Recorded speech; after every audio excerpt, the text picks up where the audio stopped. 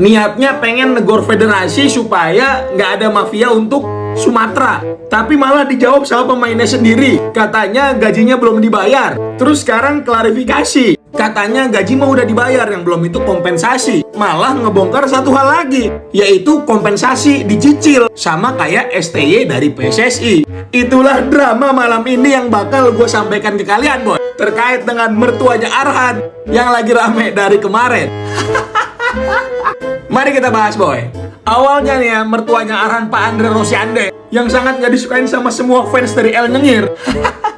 Itu ungkap kayak gini, boy. Pak Erick Thohir, tolong wasit Liga 1 diawasi. Jangan sampai di akhir kompetisi diduga ingin menyelamatkan diri tim dari Jawa. Mungkin maksudnya tim selain Semen Padang kali ya. Terus status itu ditanggepin sama pemainnya sendiri. Atau lebih tepatnya mantan pemainnya lah, si Charlie Scott ini. Ini kalian bisa baca translate di bawah bahwa bagaimana seorang bisa berkomentar tentang mafia ketika dia masih berutang gaji kepada mantan pemainnya dan juga pemainnya saat ini. Terus di sini Pak Andre klarifikasi nih, boy. Yang belum dibayar itu kompensasi. Kan memang ada jadwalnya. Sama seperti STY yang dicicil kompensasinya karena dipecat. Waduh. Berarti kompensasinya El Rotasi belum selesai dong. Padahal Exco PSSI Pak Arya Sinulinga itu udah menegaskan kalau PSSI telah menuntaskan kewajiban dalam bayar kompensasinya El Rotasi. Kompleks sekali, kompleks sekali. Ini rivalitas seperti Naruto sama Sasuke, boy.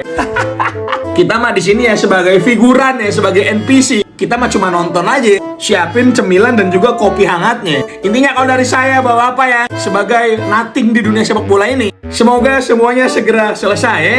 Yang pertama, semoga nggak ada mafia untuk nyelamatin tim. Yang kedua, kompensasi dan juga gaji-gaji dari pemain itu harus dibayarkan. Yang ketiga, kalau emang urusan dengan Sintayong belum selesai, tolong diselesaikan supaya sepak bola kita itu keren. Sepak bola kita keren kan? Menurut kalian berbeda terkait dengan yang lagi ramai kali ini? Tulis di bawah ya. Media Vietnam menyebut PSSI tidak akan membiarkan bintang timnas Indonesia membela tim ASEAN All Stars dalam laga persahabatan mendatang. Media asal Vietnam yakni Soha mengatakan bahwa nahoda asal negeri ginseng tersebut akan kesulitan memanggil pemain timnas Indonesia. Soha yakin PSSI tidak akan mengirim pemain yang berstatus timnas untuk membela tim tersebut. Di Asia Tenggara, Indonesia menjadi satu-satunya wakil di babak kualifikasi Piala Dunia 2026 putaran ketiga, tulis Soha. Jika menang, tim Indonesia dapat mengamankan tempat di ronde keempat. Setelah itu, tim Indonesia akan memainkan pertandingan terakhir melawan Jepang pada 10 Juni.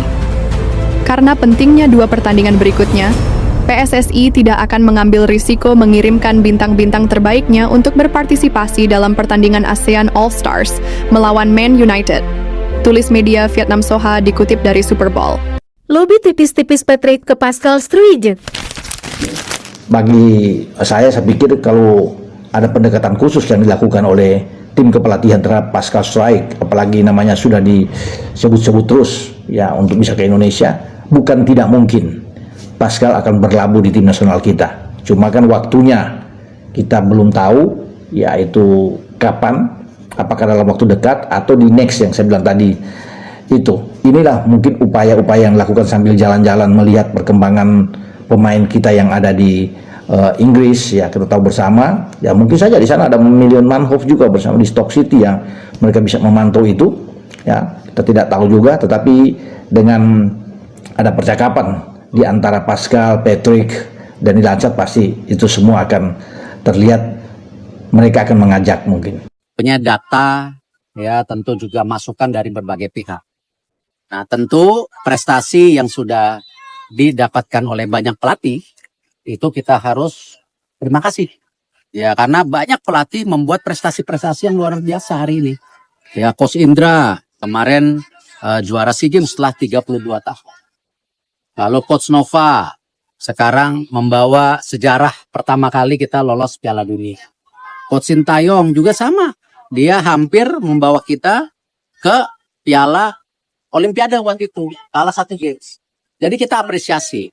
Yang saya tidak mau, kita dikotomi pembangunan tim nasional ini itu karena satu individu. Ya, tidak mungkin program itu berhasil ya hanya dengan satu individu. Artinya apa? Gak bisa juga hanya karena PSSI-nya, betul Pak Sekjen. Anakannya Pak Sekjen, atau enggak bisa.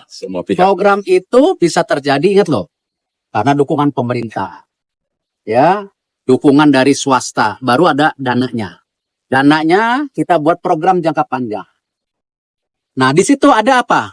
Pelatihnya, ada pemainnya. Artinya ini sebuah kesinambungan, tidak bisa hanya satu dan lainnya. Jadi sama Posnova dengan program yang sudah jalan baik, hasilnya kita lihat baik, ya, makanya tadi pagi saya sudah ketemu Posnova, bahkan setelah pertandingan kalah 6-0 ya dengan Korea Utara, kami PSSI langsung telepon-teleponan malam itu. Untuk apa yang kita bisa dorong untuk U17 kita supaya menjadi tradisi. Ya, setelah jadi host sekarang lolos. Nah, artinya apa? Ini kita harus jaga momentum daripada tim ini. Makanya kita membuat program 3 tahun ya untuk U17. Yaitu bergabung nanti bertanding dengan kakak-kakaknya yang usianya U18 dan U20 di Elite Pro Academy selama 3 tahun.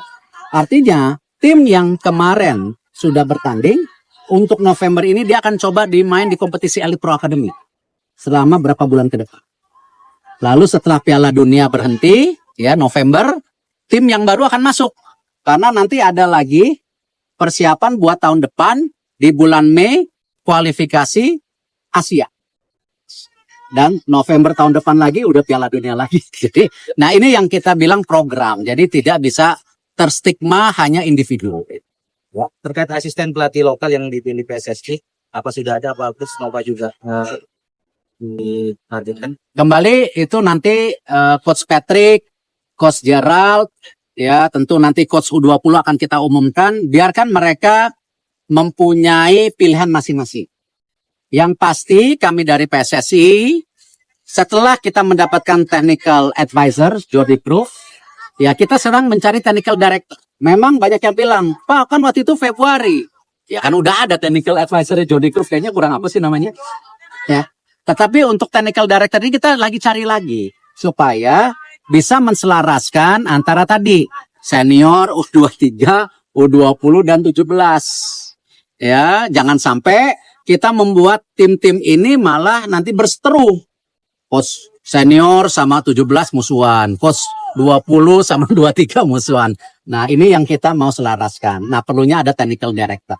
Nah, lagi cari gitu ya. Tapi paling nggak di technical advisor, ya Jordi Cruyff sudah mulai melihat, oh ini begini. Tapi itu belum jadi formula.